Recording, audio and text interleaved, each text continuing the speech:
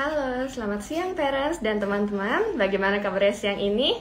Selamat datang di Instagram Live Cleft and Craniofacial Center FKW RSCM atau yang sering disebut sebagai CCC. Bersama saya Dr. Jessica Halim. Cleft and Craniofacial Center ini merupakan pusat terpadu pelayanan cleft yang menangani pasien sumbing dan kelainan kraniofacial lainnya secara komprehensif dan multidisiplin dengan kolaborasi berbagai spesialisasi yang ahli di bidangnya. Teman-teman juga bisa loh konsultasi melalui platform Instagram kami bila ada pertanyaan. Nah, selama 60 menit ke depan, CCC berkolaborasi dengan komunitas Satu Senyum atau yang lebih populer dipanggil KISS yang akan membahas mengenai topik memahami gangguan pertumbuhan gigi, gusi, dan rahang pada pasien sumbing.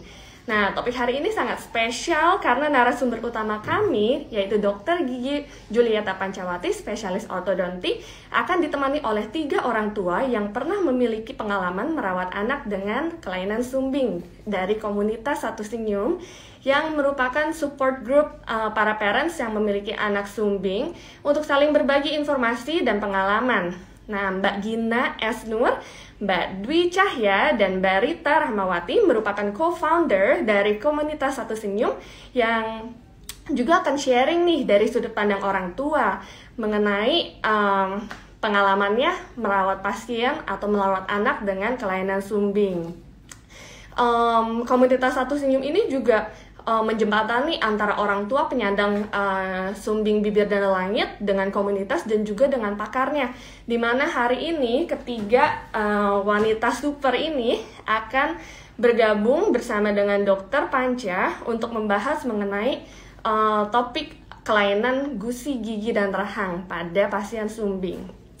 Jangan lupa ya parents dan penonton untuk follow IG CCC RSCM FKUI dan komunitas Satu Senyum untuk memperoleh informasi terupdate seputar celah bibir dan langit. Oke, sudah terhubung dengan 3 orang tua, yaitu komunitas Satu Senyum.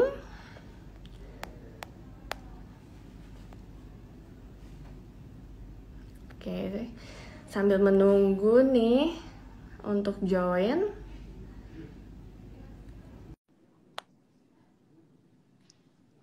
Halo semuanya, selamat bergabung.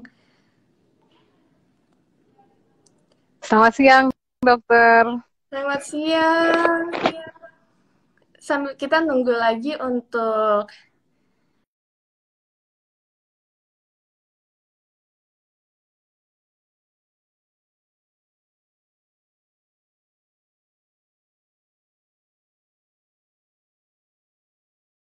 bentar. Boleh di request dulu, Bu.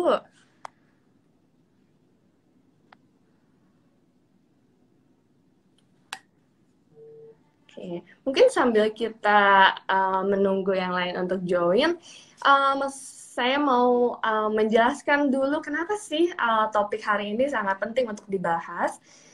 Karena ternyata masih banyak yang belum tahu bahwa pasien sumbing itu perlu perawatan gigi dan ortodonti selama perjalanannya, selama perjalanan perawatan tata laksana sumbing. Karena memang ternyata sumbing bibir dan langit ini akan mempengaruhi pertumbuhan gigi dan juga rahang, baik dari perjalanan penyakitnya maupun komplikasi yang sulit dihindari pasca operasi. Nah, hari ini juga akan dibahas mengenai topik ini lebih detail dan mengapa sih merawat dan memfasilitasi pertumbuhan gigi dan rahang yang baik itu dapat mempersiapkan anak untuk mendapat hasil operasi dan hasil perawatan yang maksimal.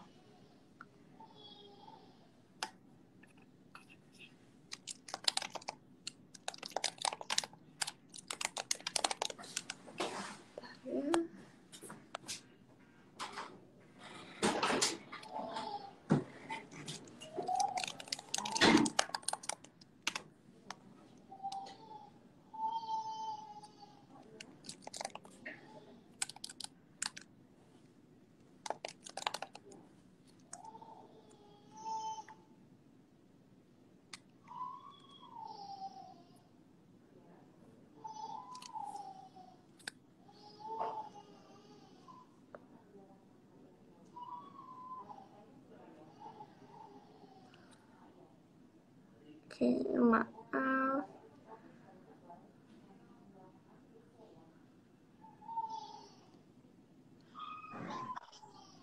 Halo. Halo, halo Mbak Gina. Oke, yang lain sudah di-approve kah? Ada satu dengan akan komunitas Satu Senyum kan, Mbak? Iya, sudah ada ya? Satu lagi? Satu lagi Rita. Oke, saya coba invite aja ya.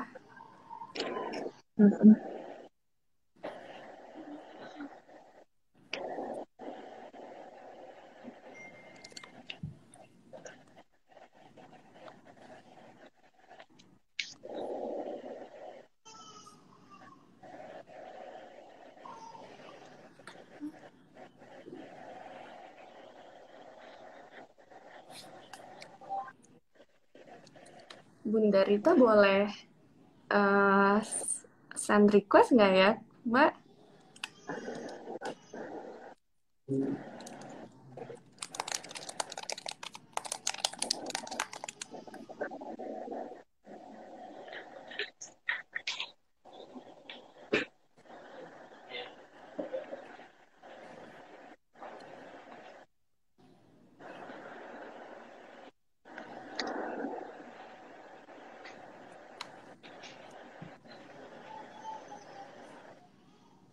Kalau itu tadi dari Kiss sudah join kah?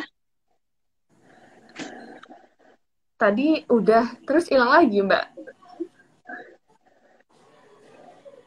Iya, kayak mental deh. Oke, aku udah send request lagi ya. Halo semuanya yang baru join.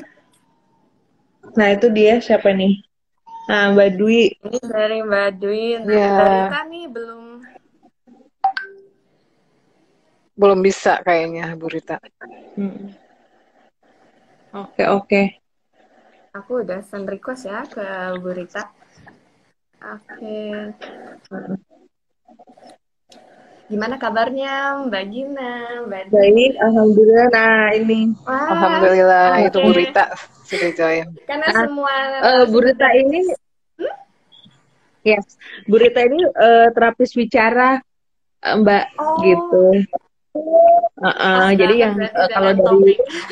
yes, jadi kalau Satu Senyum itu didirikan oleh orang tua para pasien CBL sama Bu Rita yang concern banget soal terapi bicara. Karena kan masalahnya kan sama kan. Ketika kita sudah biasa untuk oke, kalau misalnya bayi terlahir sumbing, operasi aja cukup gitu. Nah, padahal kan masalah terapi bicaranya dan ortonya juga kadang-kadang tuh nggak maksimal dan kadang-kadang tuh apa ya, treatmentnya tuh terputus gitu.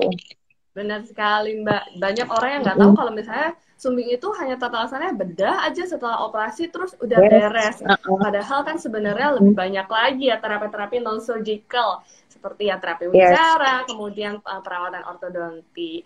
Nah, Mbak hari ini juga kalau bisa sharing nih, pasti semua orang pada pengen tahu gimana sih perspektif dari orang tua yang first hand menangani bayi dengan kelainan sumbing.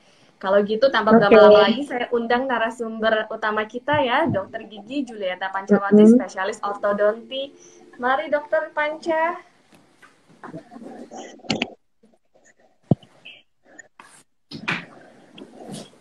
Halo, selamat siang semua. Halo, selamat siang. Selamat siang, dokter.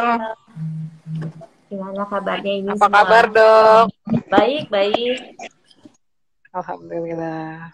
Alhamdulillah. Saya mesti sharing ini nih sama Dokter Jess. Terima kasih dok atas kesempatannya dari CCC sudah mengundang kami komunitas Satu Senyum untuk bisa bertanya langsung ke dokter Gigi Panca biar lebih paham soal ortodonti gitu. Ya, terima kasih juga kami diberi kesempatan juga nih berbincang-bincang dengan komunitas Satu Senyum. Memang kita kayaknya udah sempat beberapa kali ya ketemu. Iya, dok. Ya. Gitu. Nah, ini alurnya mau gimana dok? Mau kita sharing dulu atau langsung ke menjawab pertanyaan-pertanyaan dari teman-teman satu senyum dok? Bentar ya, ini dokter Jess nih yang tahu nih. Nggak apa-apa Mbak, mungkin langsung tanya, kemudian langsung sharing juga untuk topik-topik yang lagi ditanyakan gitu. Jadi nggak biar nyambung sama pendengarnya. Oke, Oke. siap. Mungkin bisa nanti aku mulai dulu ya. Iya, Ya, Mbak silakan. Gina. Jadi kan kita nih di komunitas satu senyum itu tuh bukan cuman pesertanya bukan cuman orang tua atau wali dari pasien, tapi juga para yang sudah dewasa juga gitu. Yang kebanyakan juga nggak semuanya tuh paham soal ternyata harus ada proses perawatan ortodonti gitu. Nah mungkin ini pertanyaan yang sering dimulai kali ya, misalnya soal pertanyaan setelah kita ada operasi bedah langit-langit atau bibir, terus kemudian biasa tahapannya adalah normalnya anak-anak mulai tumbuh gigi gitu. Nah ini pertanyaan banget yang suka ditanyain soal gigi susu yang rusak gitu.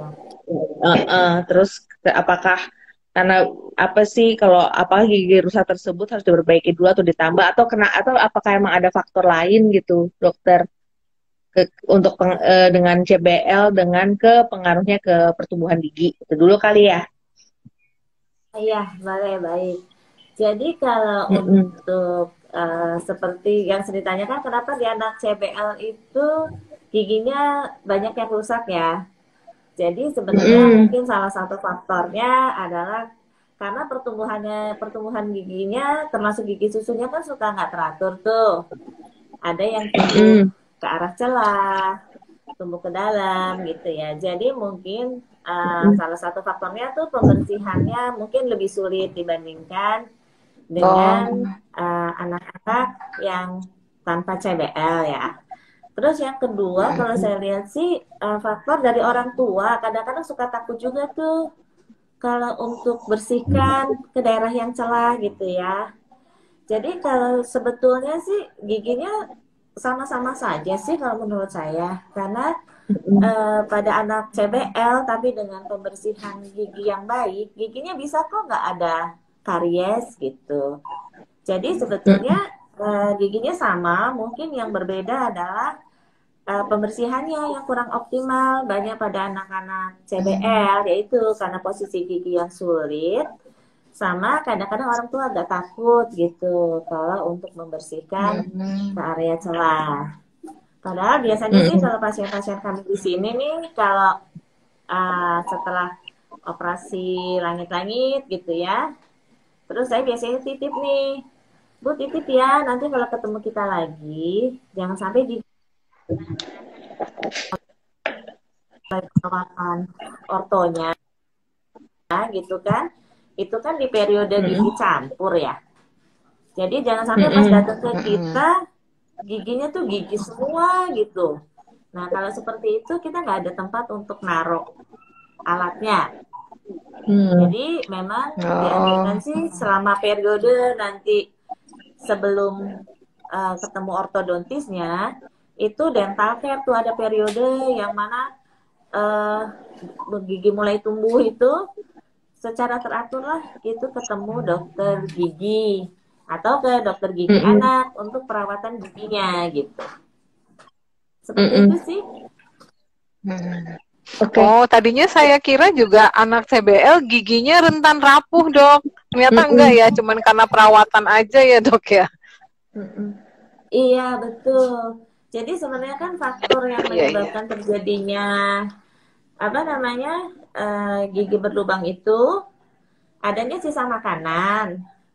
Nah, sisa makanannya itu menetap di gigi dengan jangka waktu yang lama.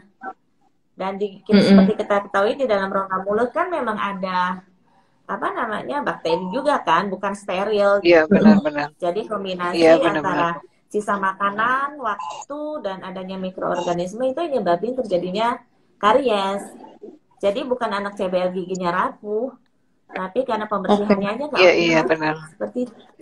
Iya. Nah, dok, ini mau nyambung pertanyaan dok, kan ketika kita bicara soal pasien eh, CBL itu tuh nggak semua dari keluarga yang berkecukupan atau di daerah kota gitu. Maksudnya salah satu yang menghambat kan setelah operasi biasanya perawatan seperti dokter gigi anak atau terapi bicara ada di kota-kota besar dan belum merata. Jadi tuh ada nggak sih dok saran-saran yang minimal harus dilakukan orang tua yang mungkin sekali terjangkau gitu ketika urusannya sama gigi? Jadi sebetulnya saya rasa sekarang kan biarpun di daerah ada puskesmas ya. Jadi sebetulnya kalaupun tidak ada dokter gigi anak, kalau anak misalnya dari kecil dibiasakan ke dokter gigi puskesmas itu juga bisa. Jadi yang buat anak itu takut ke dokter gigi kan, kalau misalnya dibawa ke dokter gigi karena giginya udah rusak, jadi harus ditambal atau harus dicabut, jadi dia trauma. Tapi kalau dari kecil rutin hanya diperiksa, dilihat, oh dilihat aja dia pulang, jadi bisa nggak takut gitu. Jadi kalau memang di daerah-daerah yang nggak besar sih, ya mungkin dibiasakan aja per 6 bulan ketemu dokter gigi. Puskesmas itu ada atau tidak ada lubang. Jadi anaknya terbiasa dengan lingkungannya seperti itu. Tapi kalau sehari-hari apa dok? Misalnya tips-tips ketika merawat giginya gitu. Kan secara posisi kan juga lebih sulit nih. Iya. Jadi memang kalau di anak-anak kan mereka belum bisa ya untuk merawat sendiri. Jadi memang seringkali orang tua mesti bantu. Jadi ya pertama seperti biasa sih hindari makanan-makanan yang manis. Kalau habis makan manis bisa kumur atau sikat gigi gitu ya. Dan memang ada memang orang tua suka ketemu, iya dok anaknya sudah sikat gigi kok gitu kan. Tapi ya untuk anak-anak apalagi dengan CBL yang lengkung giginya kadang-kadang nggak beraturan, itu orang tua harus bantu ya. Jadi mungkin dilihat apakah misalnya kalau anaknya udah diajar gigi sendiri, dilihat apakah penyikatannya tuh udah benar. Jadi sebetulnya inti pembersihan gigi itu dicek paling nggak sehari 2 kali gitu ya. Ada nggak sisa-sisa makanan yang masih menempel gitu. Karena kan tadi faktornya 3 ya. Sisa makanan menempel di waktu yang lama dan adanya mikroorganisme di mulut. Jadi salah satu cara memotongnya adalah jangan ada sisa makanan nempel di gigi. Intinya sih itu gitu. Jadi kalau tipsnya ya orang tuanya yang harus lihat nih. Kalau dilihat terutama daerah yang celah itu ya, mungkin kalau susah bisa di center gitu kan. Masih ada nggak sih sisa makanan yang menempel kan? Kalau ada tuh kelihatan ya ada putih-putih tebal gitu kan. Jadi bisa kalau dibantu pakai kasa misalnya di tangan, kasa dibasahin ambil yang daerah-daerah yang belum kena. Atau kalau anaknya sudah mau sikat gigi ya dilihat area yang masih ada sisa makanannya atau ada plaknya gitu kan. Ya dibersihkan. Pokoknya intinya tuh 3. Jangan ada makanan melekat di gigi dalam jangka waktu yang lama. Karena di dalam mulut ada mikroorganisme. Nanti makanannya itu akan dirubah jadi asam yang akan merusak gigi. Jadi kan kita harus putus rantainya tuh. Yang paling gampang mikroorganisme nggak mungkin kita hilangkan. Ya yang paling gampang ya hilangkan sisa makanan yang ada atau melekat di dalam mulut tuh plak-plak itu. Oke, paham. Terus gimana Bu Ibu? Ya lanjut Mbak. Nah, ini ada pertanyaan juga dari yang nonton. Jadi sebenarnya umur berapa sih harus datang ke dokter gigi? Anak-anak mulai umur berapa? Nah, kalau untuk anak yang tanpa kelainan CBL ya, itu ada rekomennya tuh umur 7 tahun. Tapi biasanya di center kami nih, Ya, tapi kalau di center kami untuk pasien-pasien kita biasanya yang datang rutin itu usia 5 tahun. Itu mulai usia 5 tahun kita cek ketemu setahun sekali. Jadi karena di usia 5 tahun kita mulai bisa lihat nih pertumbuhan rahangnya ada yang udah mulai kelihatan nggak terhambat gitu. Biasanya di usia 5 tahun tuh sudah mulai terlihat arahnya. Dan juga kan umur 5 tahun itu nanti bentar lagi tumbuh gigi tetap kan. Gigi tetap geraham pertama sama gigi depan-depan itu kan umur-umur 6 tahunan tuh. Jadi biasanya karena kalau umur 5 tahun datang, kita mulai bisa titip tuh sama orang tua. Nanti umur 6 tahun, itu ada gigi geraham tuh di belakang yang tumbuh.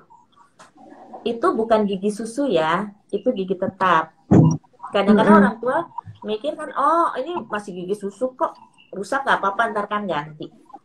Tapi di umur 6 tahun tuh ada gigi yang di belakang tuh akan tumbuh tuh gigi tetap. Jadi biasanya kita udah mulai wanti-wanti tuh orang tua, Bu, nanti kalau tumbuh gigi di belakang, itu gigi tetap ya. Jangan sampai rusak karena kita nanti mau pakai. Terus demikian juga kalau ada gigi-gigi lain, kita udah mulai bisa kan, Bu, ini ada yang berubah harus dirawat gitu. Kalau jadi di center kami, kalau anak CBL mulai 5 tahun. Ketemu 1 tahun sekali. Iya dok. Ada pertanyaan lagi. Dok, jadi dok intinya kalau misalnya di tempat terpencil yang tadi Mbak Gina tanya, kita cukup pastikan anak sikat gigi sehari 2 kali gitu ya dok ya? Bukan hanya memastikan anaknya sikat gigi sehari 2 kali, Bu. Tapi minimal ya 2 kali ya. Tapi iya, minimal 2 kali. Iya. Tapi orang tuanya harus dicek. Oh, harus dicek ya, iya. Sikatnya betul atau enggak? Apakah ada sisa makanan gitu ya, Dok ya? Iya. Iya, atau plak. Iya. Kalau plak tuh iya benar. Kan ada soalnya Dok gitu. Iya benar. Soalnya biasanya orang tua terus atau anaknya sendiri itu trauma dok, abis dioperasi, jadi mulutnya tuh nggak mau dimasukin apa gitu, alat sikat gigi atau tangan ibunya gitu nggak mau. Jadi ibu-ibu akhirnya udahlah nggak usah, masih kecil ini, ternyata akibatnya malah giginya jadi rusak gitu loh dok. Ya, jadi sebetulnya kan luka operasi juga tidak akan sakit dalam jangka waktu lama kan? Iya, benar-benar. Jadi kalau hanya pas setelah operasi aja sih mungkin masih nggak apa-apa gitu ya, kita bersihkan pelan-pelan. Tapi selanjutnya ya harus dibersihkan baik gitu, walaupun anaknya masih kecil. Iya, benar-benar. Iya, karena selain itu kan kalau enggak lanjut dulu dok. Iya, jadi sebetulnya selain giginya itu nggak boleh rusak karena akan kita pakai, kan juga kasihan anaknya, karena kalau berlubang kan sakit ya. Iya benar dok. Ya, mumpung ada Bu Rita, mungkin bisa di Bu Rita sharing juga kenapa sih penting banget buat orang tua menjaga gigi tuh kalau hubungannya sama terapi bicara, Bu. Oh iya, karena gini. Hubungannya tuh erat banget karena kami itu sebagai terapis bicara, gigi itu adalah salah satu alat artikulator untuk pembentukan huruf-huruf. Jadi kayak huruf T, huruf D, huruf C, huruf S misalnya. Kalau giginya nggak ada di depan, karya semua, gimana dia membentuk huruf titik. Jadi penempatan titik artikulasi nggak tepat. Makanya saya selalu menyarankan ke orang tua untuk segera ke dokter gigi, atau ada yang sudah dewasa pun, misalnya dia cambuh ya, atau namanya frostbite, giginya berantakan, itu segera ke ortodontis. Karena apa? Untuk pembentukan artikulasi yang tepat tuh nggak bisa kalau giginya berantakan ya, atau giginya nggak ada gitu. Jadi memang sangat berhubungan erat dengan bicara untuk kelangsungan kerapihan gigi dan sebagainya. Itu ya, dokter Paisa mungkin bisa juga pendapat dengan saya ya dok. Iya betul, Iya. betul Bu Rita. Karena saya juga kadang-kadang dikirim pasien oleh dokter lu yang Mm-mm. hubungan rahangnya nggak baik, jadi pengucapannya juga tidak baik juga Iya, seperti itu. Terganggu ya. Iya, iya. Mm-mm. terganggu. Mungkin kita harus terus-menerus mengingatkan ke para orang tua, terutama kalau perawatan CBL ini tuh emang jangka panjang gitu. Jadi, dan semua itu Betul. saling terkait. Ya gigi ya terkait ke bicara, bicara terkait ke gigi, terus kemudian itu akan ada hubungannya sama kepercayaan diri juga gitu. Kadang-kadang kan akhirnya tuh Benar. saling ngaruh kan ke masalah mental gitu pas sudah dewasa karena kita lupa ngerawat pas kecilnya ini gitu. Nah, kita bisa lanjut ke selanjutnya kah? Iya. Heeh. Ini ada Nah, ini kan pertanyaan juga. pertanyaan, ada Dan pertanyaan dari nah, kalau misalnya saya, kalau kan hubungannya kan ke gigi sama rahang juga nih, Dok, gitu. Nah, apakah ini tuh sering banget ditanya apakah anak-anak tuh harus eh, wajib pertama apakah pasti akan cameh? Terus kedua, apakah mereka tuh harus ada eh, misalnya perawatan kayak pasang alat pellet expander gitu, atau misalnya kalau operasi bone graft aja udah cukup gitu. Nah itu tahapannya sebenarnya gimana sih Dok biasanya? Ya baik. Jadi biasanya kalau di center kami ya, Mm-mm, eh 5 tahun kan kita mulai ketemu nih, 6 mm-mm, tahun. Nah, jadi kalau nanti kita lihat sudah bisa mulai perawatan, biasanya sih paling enggak gigi depannya sudah tumbuh gitu ya, dan gigi mm-mm, geraham belakang sudah ada yang tumbuh. Jadi kalau pertanyaannya apakah pasti cameh gitu? mm-mm, Nah, sebagian besar iya kalau yang saya lihat. Hmm. Tapi mm-mm, tentu saja berat ringannya itu dipengaruhi juga salah satunya dengan faktor genetika juga gitu mm, ya. Jadi misalnya Hmm. memang anak CBL kan kita tahu ada jahitan ya di bibir gitu ya. Ada mm-mm, Iya, iya dok. jaringan parut juga di langit-langit. Nah, jaringan itu kan tidak elastis ya kalau kita mm-mm, lihat gitu kan. Hmm. Eh, nah, biasanya kalau ada jaringan yang nggak elastis itu pertumbuhannya terhambat tuh. Makanya sebagian mm-mm, besar anak-anak ini jadinya camah gitu ya.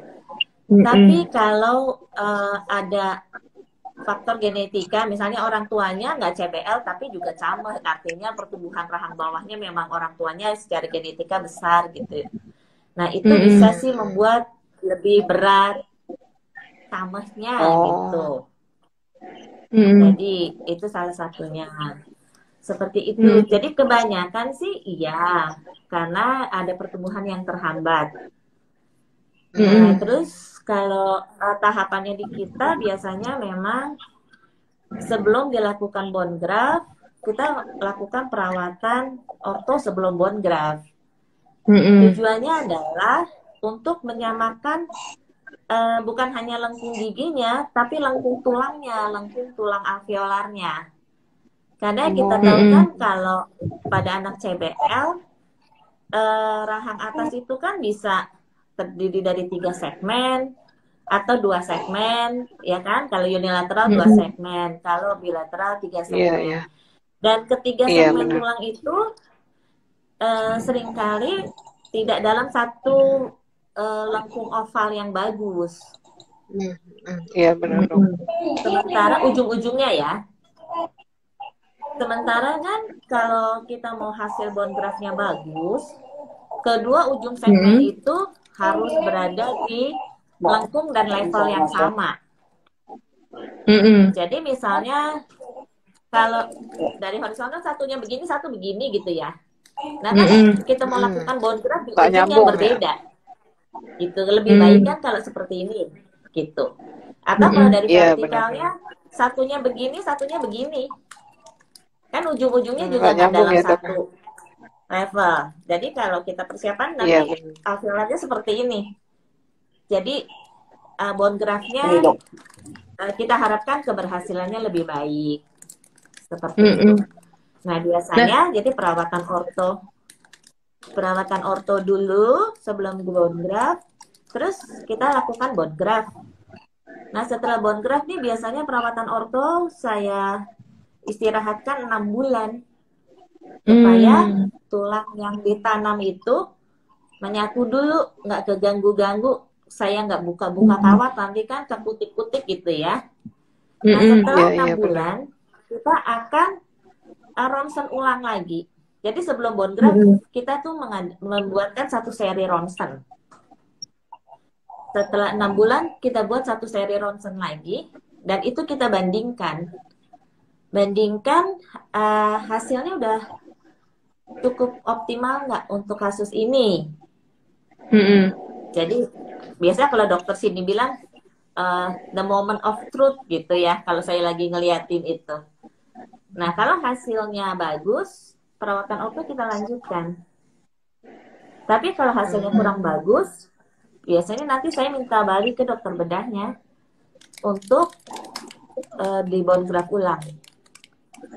Karena untuk perawatan selanjutnya, ya. Jadi kenapa bisa kita minta ulang? Karena tujuan si bone graft ini kan pertama adalah untuk menstabilkan lengkung rahang ya. Iya. Terutama kalau kasus yang bilateral kan premaksilanya itu mobile. Dan kita harapkan kalau di bone graft dia jadi stabil. Seperti itu. Terus selain itu kita juga untuk mempersiapkan supaya gigi taring ya biasanya nanti pada saat erupsi ke dalam tulang, bukan erupsi ke dalam ruang kosong. Gitu. Nah, jadi kalau bone graft-nya hasilnya sudah bagus, kita baru nih bisa untuk melanjutkan perawatan ortonya. Untuk menarik, misalnya kita perlu face mask, kita tarik ke depan, atau kita menarik gigi taring yang mau tumbuh ke dalam lengkung. Seperti itu sih. Jadi kesimpulannya, idealnya itu sebelum operasi memang harus ikut perawatan dulu ya dok ya, biar hasil operasi bone graft-nya lebih optimal ya, dan nggak diulang ya dok ya. Iya, seperti itu. Tapi memang keberhasilan bone graft juga ditentukan sama kebersihan mulut pasien sih, salah satunya. Gitu ya dok. Iya dok. Dok, ya Bu Rita silakan. Ini ada orang tua yang nitip pertanyaan dok. Jadi anaknya tuh dipakai kayak expander di dalam tuh dok. Dia usia berapa ya? 5 tahunan gitu. Karena memang udah camuk sekali. Jadi tuh ada ekspansi yang harus dilakukan kayak dongkrak gitu dok. Itu sejauh mana efektivitasnya dok? Halo. Kalau di center kami memang ekspansi kita tidak lakukan di usia dini ya. Iya, karena ya biasanya ekspansi itu kita lakukan lebih sering setelah bone graft, kecuali kasus-kasus tertentu yang rahang atasnya itu konstriksi sekali gitu, kita lakukan sebelum. Tapi di sebagian kasus biasanya saya lebih suka melakukan ekspansi itu setelah bone graft. Karena apa? Karena kalau di usia-usia setelah bone graft itu kan sekitar usia 10 tahunan lah ya, kurang lebih ya. Nah, pada usia-usia 10 tahunan itu anak-anak tuh udah mau masuk prapubertas. Biasanya anak-anak mulai tinggi gitu ya, mulai tinggi gitu. Nah, jadi perawatan kita dibantu oleh pertumbuhan anak itu sendiri. Ya, jadi ya mungkin setiap dokter punya pertimbangan masing-masing ya. Tapi kalau saya lebih suka melakukan intervensi pada saat usia gigi campur seperti itu. Tujuannya adalah supaya perawatannya tidak terlalu lama. Karena kalau di usia 5 tahun kita ekspansi, toh pertumbuhan banyaknya tuh belum terjadi ya. Dan anak akan memakai alat terlalu lama gitu. Dan anaknya masih kecil, mungkin beban juga ya untuk anaknya. Seperti itu sih. Kalau Iya, misalnya iya. kebalikannya dok, misalnya udah sesuai dengan tahap Jadi perkembangan nih kalau dok, maksudnya dok, tahapnya kalau udah di dokter benar, cuma berarti tiba-tiba kemarin pandemi intervensi kan dok, yang biasa dilakukan dok pakai behel potong paling ya gitu dok nggak ya, bisa ke sebelum dokter operasi gigi, bone perawatannya graft itu ya dok bisa ya. terkejar lagi nggak sih dok setelah mengalami Gimana Bu? Ini soalnya bicaranya bareng, jadi saya kurang menangkap pertanyaannya ini. Oh, oh iya iya gitu, iya. Bu karena Rita ya, ini silakan Bu Rita misalnya dulu. ada penundaan perawatan karena pandemi, itu tuh akan berpengaruh nggak sih dok ke Bu depannya Rita? atau bisa terkejar gitu di periode setelah kita nih baru bisa ke dokter gigi lagi? Suaranya nggak dengar. Jadi itu sih tergantung tahapan apa yang mau kita lakukan. Mm-mm. Jadi misalnya nih contohnya, kalau kita lagi mau tarik rahangnya ke depan ya dengan penggunaan face Ya, mask gitu ya. Mm-mm. Itu kan memang ada usia golden periodnya lah ya, biasanya pada akhir gigi campur. Mm-mm. Nah, kalau misalnya usianya ini udah mepet-mepet, udah mau habis nih pertumbuhannya gitu ya, terus kita nggak datang lama, ya bisa jadi menghambat perawatan karena Mm-mm. masa pertumbuhannya habis. Mm-mm. Jadi kalau seperti pemakaian face mask misalnya, itu kan yang kita harapkan adalah perubahan yang terjadi itu perubahan skeletal, dalam artinya perubahannya memang karena tulangnya maju gitu ya. Nah, Mm-mm. kalau misalnya kita lakukan di usia yang sudah tidak pertumbuhan aktif, nanti itu yang terjadi yang perubahannya hanya di gigi. Giginya yang maju tapi rahangnya enggak. Jadi Mm-mm. apakah perawatan selama pandemi itu bisa menghambat perawatan atau enggak?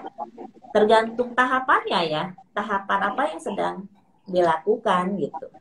Kalau memang tahapannya hanya perawatan orto biasa, kita nggak lagi modifikasi pertumbuhan, ya mungkin akan menunda perawatan juga karena kan setahun nggak kontrol ya. Tapi Mm-mm. paling nggak perawatannya masih bisa dilanjutkan gitu. Tapi Mm-mm. kalau perawatan yang harus dilakukan di usia pertumbuhan, misalnya untuk majuin rahang itu, kalau Mm-mm. pertumbuhannya udah selesai, artinya kita kan nggak bisa perawatan ortopedik lagi ya. Ortopedik kan Mm-mm. perlu pertumbuhan. Artinya kalau pada kasus yang memajuin rahang tapi pertumbuhannya udah habis, ya tersisa itu bisa misalnya majuin rahangnya ya dengan surgery gitu. Oke, oke. Duh, deg-degan anak saya soalnya kepotong pas pandemi. Iya, Oke, tapi oke. tergantung tahap perawatannya sampai mana, lagi Ini sedang rahang apa dok, gitu. soalnya dok. Usia berapa? Jadi kalau anak saya usianya 11 tahun, mau ke 11, udah 11 ding gitu. Jadi sempat udah mau pakai face mask, terus tiba-tiba ada masalah di kawatnya, terus jadi pas baru mau, ya gitulah, ketika baru memasang lagi, udah ke break pandemi panjang gitu. Iya, itu sih makanya kalau pas yang ortopedik itu nanti biasanya dokternya bisa lihat sih dari ronsen kepala ya, sefalo. Bisa lihat Mm-mm. apakah pertumbuhannya masih ada apa udah habis gitu. Oke, oke, oke. Ya selalu ada cara. Iya. Oke. Nah, ada pertanyaannya, dok, kalau misalnya ini kan banyak kasus ibu-ibu udah apa bapak-bapak atau ibu-ibu bilang kalau aduh giginya udah keburu berantakan nih, udah keburu rusak ya Bu Rita ya masalahnya ya kalau di grup gitu. Nah, itu akhirnya biasanya harus apa dok solusinya? Nah, kalau rusak biasanya kalau kami di sini sih konsul ke dokter konservasi gigi ya, Bu. Spesialis Hmm. tambal. Jadi sejauh mungkin bisa yang masih bisa dirawat ya kita rawat. Biarpun kadang-kadang harus pakai crown gitu kan. Hmm. atau harus perawatan saluran akar, biasanya sih memang sebelum masuk orto kan kita kirim dulu tuh ke bagian tabel untuk bereskan semuanya gitu. Jadi nanti kalau dari mereka selesai, ya kalau memang ada gigi yang rusak sama sekali dan harus dicabut, ya itu apa boleh buat ya. Tapi biasanya sih selama masih bisa dipertahankan, pasti dipertahankan. Karena biasanya saya suka note tuh ke bagian penambalan. Tolong kalau bisa dipertahankan, dipertahankan. Karena gigi ini mau saya pakai untuk perawatan orto misalnya. Oke. Berarti gitu ya, ibu-ibu banyak yang nanya nih soalnya soal gigi yang rusak ini. Gitu. Iya, jadi intinya sih yang rusak ya harus dirawat gitu. Dok, pertanyaan Gina dok, kan ada orang kasus yang memang tidak punya benih gigi dok. Beberapa kasus di kampus yang saya pernah ketemu, itu gimana perawatan ortonya dok? Memang pada anak-anak yang dengan kasus CBL kan seringkali ada tidak ada benih gigi ya. Jadi itu perawatannya sih tergantungnya ada dua. Biasanya yang sering nggak ada kan gigi seri kedua ya. Banyak tuh yang nggak ada gigi seri kedua. Nah biasanya kalau memang memungkinkan, saya seringkali menutup dengan gigi canines, gigi taring. Gigi taring ditempatkan di gigi seri kedua. Tapi kalau lengkung rahangnya nggak memungkinkan kita lakukan itu dan ada space, ya nggak apa-apa. Nanti space-nya malah kita siapkan untuk protesannya nanti. Jadi nanti kalau nggak ada ya lengkungnya kita atur supaya nanti kalau memang harus ada penambahan gigi palsu, ya nggak apa-apa kita pakai gigi palsu.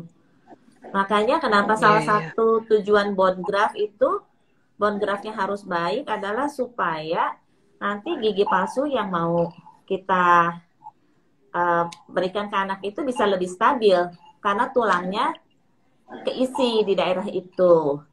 Bahkan ada nih pasien saya orang tuanya yang pengen nantinya diimplan, nggak mau pakai gigi lepasan, maunya diimplan aja. Nah sebenarnya prosedur implan bisa kalau kualitas bone graftnya bagus. Oke. Dok, kalau itu tadi pertanyaan kalau ada tadi, benih gigi, kalau baca di tidak ada komen benih di gigi sini ya, tuh, berarti bisa ya kembali alternatifnya lagi pakai kita implan. Kalau misalnya benih menyarankan, giginya kebanyakan dok, terus ada lagi space-nya yang nggak nanya cukup, itu soalnya gimana Bu ya dok Dokter, ya? soal apakah kalau usia 4 tahun sudah terlambat ke perawatan gigi? Jawabannya enggak gitu kan ya dok ya? 5 ya dok ya? Bu Gina, ini antara Bu Gina dan Bu Dwi tabrakan ya? Oh gitu. Oke Mbak dulu. Ini sinyalnya berantakan, jadi saya nggak kedengeran suara Mbak Gina. Ternyata bingung nanti. Iya. Untuk usia 4 tahun terlambat atau enggak, itu tergantung sih. Kalau misalnya untuk perawatan gigi dan memang giginya ada yang berlubang, ya terlambat gitu. Tapi untuk ketemu kitanya ini kan untuk evaluasi rahang ya yang mulai 5 tahun. Tapi sebelum 5 tahun anak juga tetap harus kontrol ke dokter gigi untuk cek supaya ada lubang dikit bisa ditambal gitu. Oke.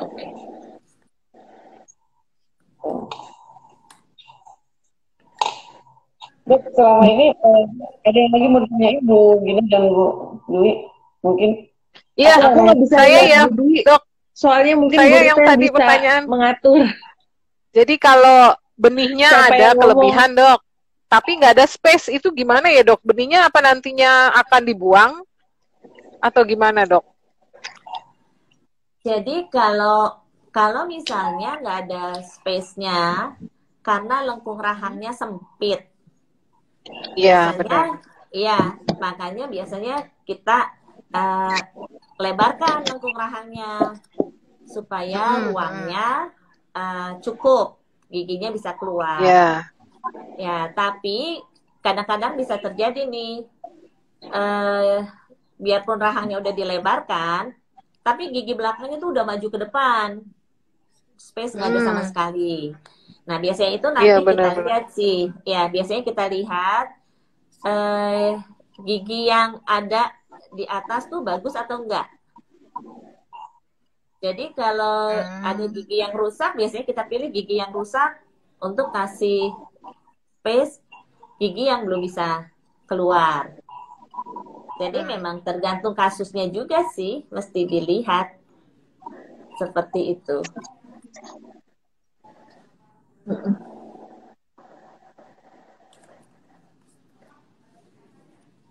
Lanjut nih, Bu, Dok, kan ada beberapa anak yang memang punya gigi yang berlebih, Dok, bertumpuk-tumpuk tuh, Dok. Itu biasanya giginya itu harus dicabutin atau memang dibentuk saja, Dok?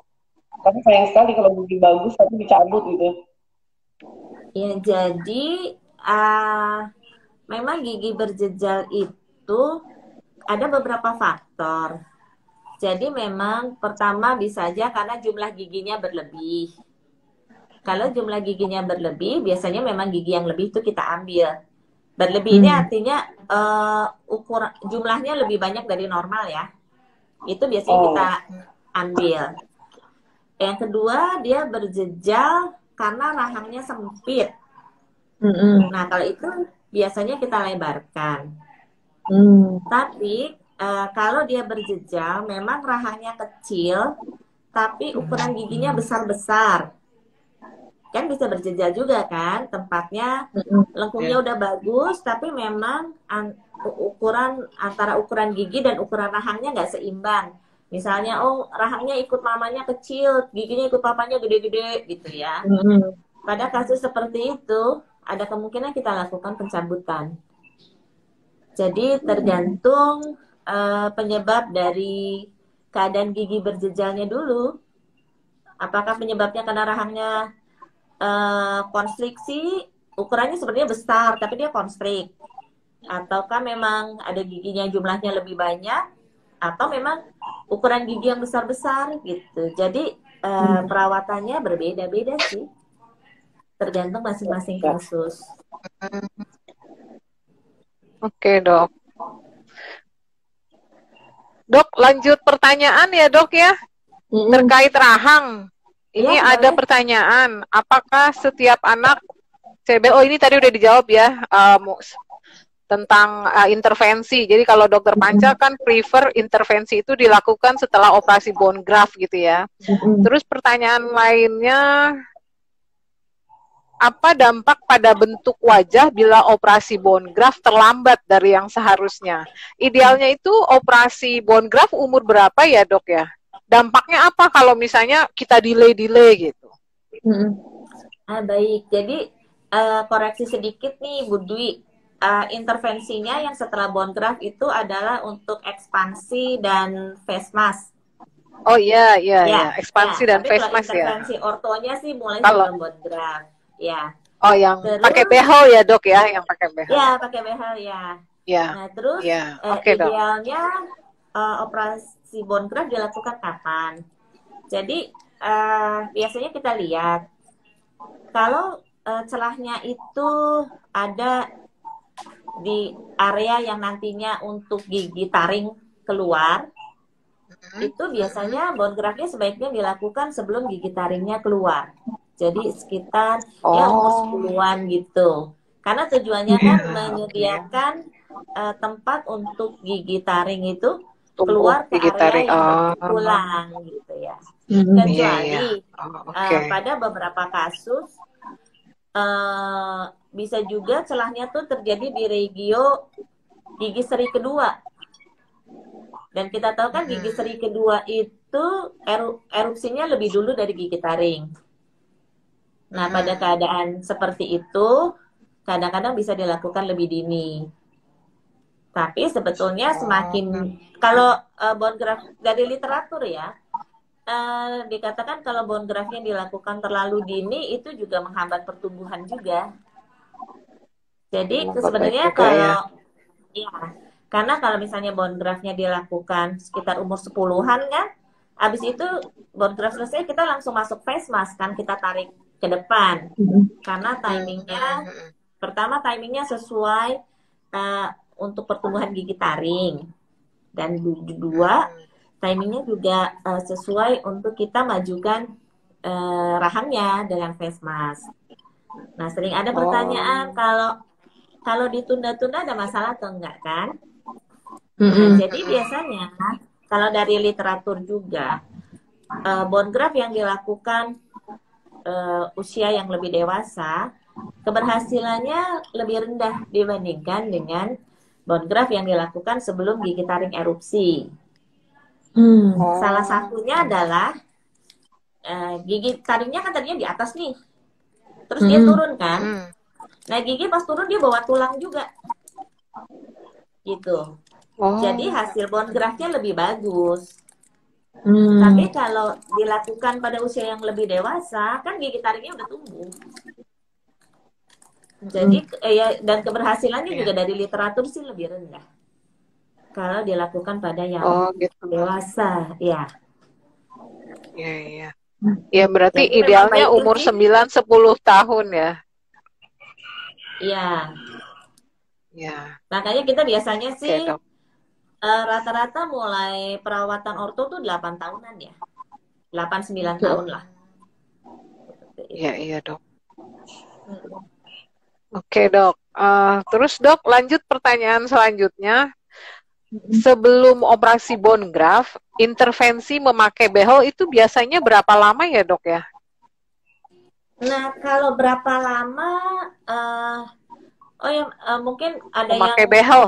Ya, ada yang kadang-kadang kurang paham bahwa perawatan ortodonti itu sama dengan perawatan behel ya, Bu. Takutnya kita ngomong perawatan ortodonti, mereka nggak ngerti juga.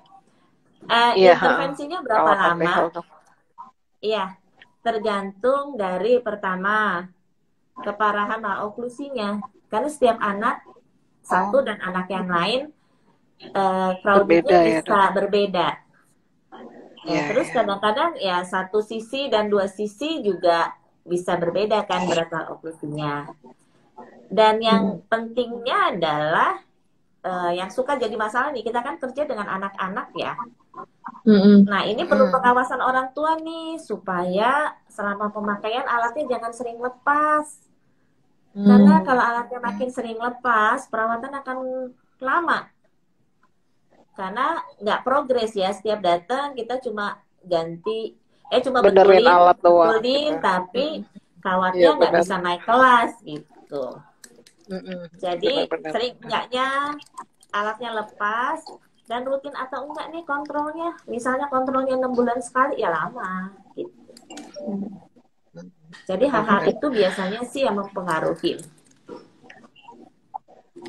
Terus, Dok, kalau untuk pemakaian behel itu sendiri, itu biasanya umur berapa ya, Dok, mulai diintervensi pakai behel? 8 tahun itu kah?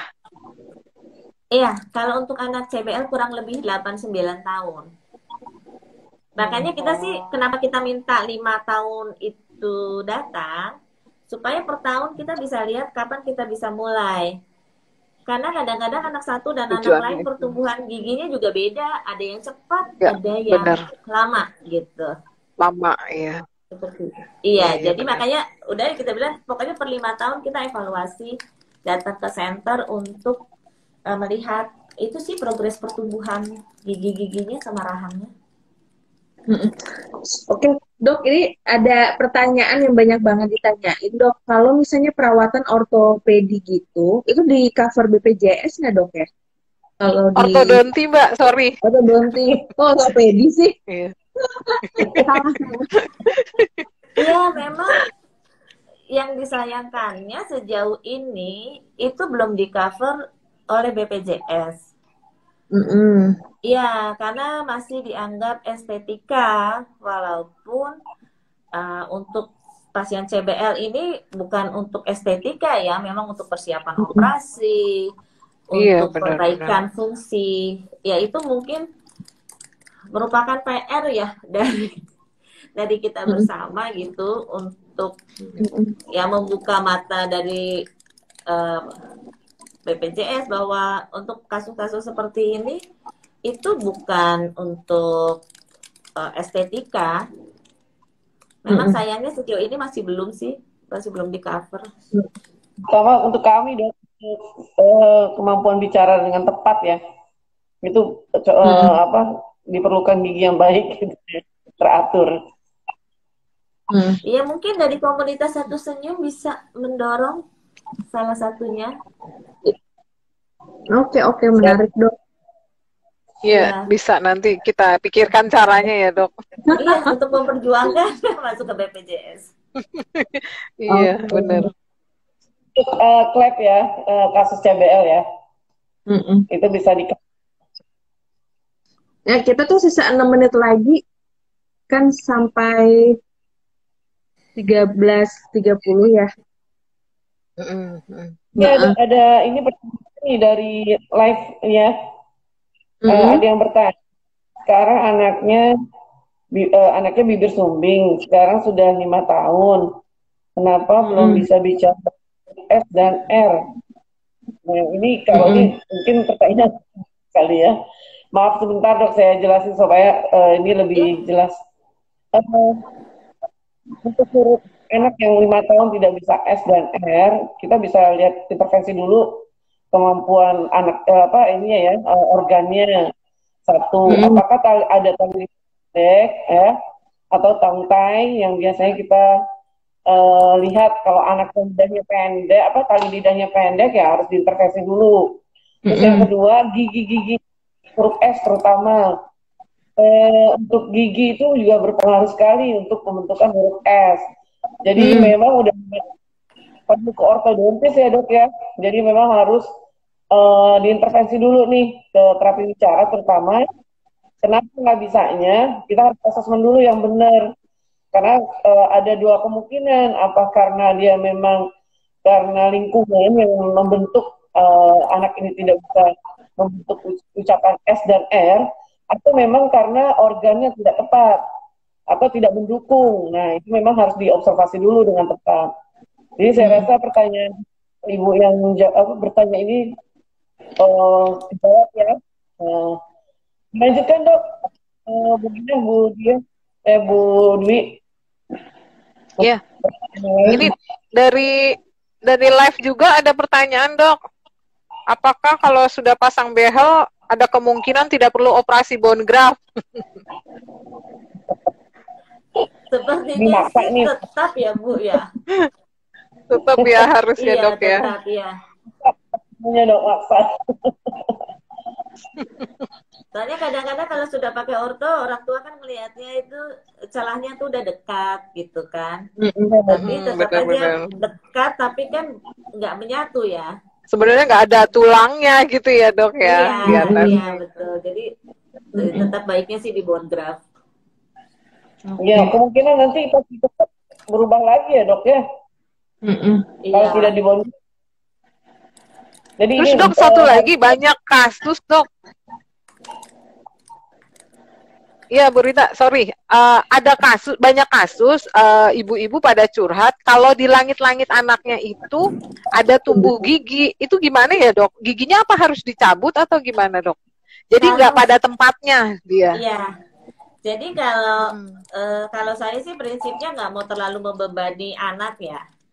Jadi selama memang kita belum mau melakukan perawatan apa-apa, selama gigi itu sehat-sehat aja, maksudnya tidak menyebabkan bengkak atau menyebabkan sakit, dan misalnya gigi itu juga nggak melukai lidah, kalau saya sih diamkan aja dulu. Oh, oke. Jadi Iya, iya, Dok. Oke. Dokter, maaf, ada salam nih dari fansnya dokter nih, Ibu Martini, Ibu Yulidar, Ibu Tuti, Sarah.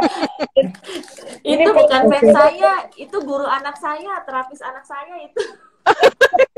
Oh gitu. Iya, Oke. terapis anak saya. Salam ya. Ya, Dok, ada pertanyaan juga secara umum kalau perawatan orto kalau tidak pakai BPJS itu kira-kira berapa ya, Dok? Ya, kalau di center kami untuk perawatan ortonya saja, ini bukan face mask ya, Bu ya, hanya ortonya saja, itu berkisar sekitar 9 sampai 10 juta lah. Oke. Kalau kalau untuk kontrolnya sih saya rasa kalau di RSCM nggak mahal sih ya. Mungkin sekitar nggak sampai 200.000 kalau nggak salah. Seperti itu. Nah, kalau ini dok ada pertanyaan juga, kalau dok implan harus bone graft atau bisa di bridging? Bagaimana? Implan. Pertanyaannya gitu, implan apakah harus melalui bone graft atau bisa dengan bridging? Saya juga nggak tahu. Jadi sebenarnya implan dengan bridge itu beda ya. Kalau implan itu kan memang dibuat akar masuk ke dalam tulang, satu gigi itu gitu ya. Tapi kalau bridge itu nggak pakai implan, jadi gigi kanan kirinya itu dikecilkan untuk disaruh jadi megang gigi yang di tengah. Seperti itu sih. Oke. Kalau memang mau implan ya bone graftnya harus bagus. Tapi apapun itu kan memang tetap harus bone graft. Sebaiknya bone graft. Oke. Dok, ini sudah jam 13.30 ya? Ya, baik. Saya kembalikan ke Dokter Jess ini. Apa ada pesan Dokter, dulu? sebentar, Dok. Pesan dulu, Dok. Dokter. Nanti kita bikin acara offline ya, Dok, kapan-kapan ya. Kita sudah kangen pengen ketemuan lagi. Iya, Dok. Iya, itu ya. Terima kasih ya, Dok. Terima kasih banyak ya, Dokter ya. Sudah support ya. Terima kasih banyak. Ya. Oke, siap. Iya, nggak apa-apa. Oke, terima kasih Mbak Gina, Mbak Dwi, dan Mbak Rita sudah berbagi sharing dari sudut pandang orang tua, dan juga terima kasih Dokter Panca. Ya, sama-sama. Terima kasih Dokter Panca atas waktunya. Memang ternyata banyak banget ya Bu ya yang nanya ya. Tapi sayang sekali bisa banyak, terjawab Pak. pada sesi kali ini. Untuk semua yang bertanya boleh banget langsung kontak komunitas Satu Senyum atau CCC RSCM FKUI melalui IG platform kami supaya bisa dijawab satu-satu ya Mbak ya, biar lebih komprehensif juga jawabannya. Nah memang ini videonya akan di-save kan ya? Iya, nanti akan di-save dan akan di-share juga ke komunitas Satu Senyum. Oke, terima kasih. Terima kasih banyak. Ya, terima kasih. Terima kasih. Menarik ya. Semoga semuanya dapat pencerahan dan juga anak-anak bisa ditangani secara dini untuk mendapatkan hasil yang maksimal juga, baik dari penanganan bedah maupun bedahnya. Amin. Terima kasih. Terima kasih semuanya. Terima kasih sudah bergabung. Terima kasih. Semoga hari yang menyenangkan.